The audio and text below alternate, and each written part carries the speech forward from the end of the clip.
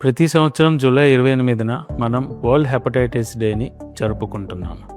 ఈ సంవత్సరం థీమ్ వచ్చేసి let's break it down. Hepatitis గురించి ఉన్న అపోహలను చెరిపేద్దాం, సరైన అవగాహనను పెంచుకుందాం. హెపటైటిస్ అంటే కాలేయానికి వచ్చే వాపు.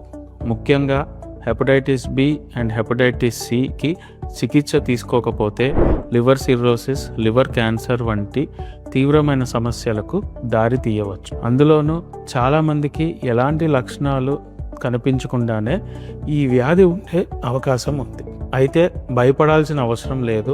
హెపటైటిస్ బి రాకుండా వ్యాక్సిన్ అందుబాటులో ఉంది మరియు హెపటైటిస్ బి అండ్ సి ఉన్నవారికి పరీక్షలు మరియు ట్రీట్మెంట్లు కూడా అందుబాటులో ఉన్నాయి.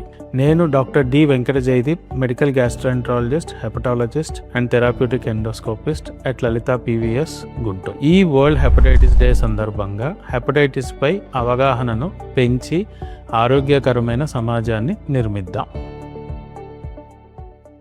ప్రతి సంవత్సరం జూలై 28న మనం వరల్డ్ హెపటైటిస్ డేని జరుపుకుంటున్నాము. ఈ సంవత్సరం థీమ్ వచ్చేసి let's break it down. Hepatitis గురించి ఉన్న అపోహలను చెరిపేద్దాం, సరైన అవగాహనను పెంచుకుందాం. హెపటైటిస్ అంటే కాలేయానికి వచ్చే వాపు. ముఖ్యంగా హెపటైటిస్ బి అండ్ హెపటైటిస్ సికి చికిత్స తీసుకోకపోతే లివర్ సిర్రోసిస్, లివర్ క్యాన్సర్ వంటి తీవ్రమైన సమస్యలకు దారి తీయవచ్చు. అందులోనూ చాలామందికి ఎలాంటి లక్షణాలు కనిపించకుండానే ఈ వ్యాధి ఉండే అవకాశం ఉంది.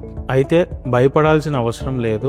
హెపటైటిస్ బి రాకుండా వ్యాక్సిన్ అందుబాటులో ఉంది మరియు హెపటైటిస్ బి అండ్ సి ఉన్నవారికి పరీక్షలు మరియు ట్రీట్మెంట్లు కూడా అందుబాటులో ఉన్నాయి.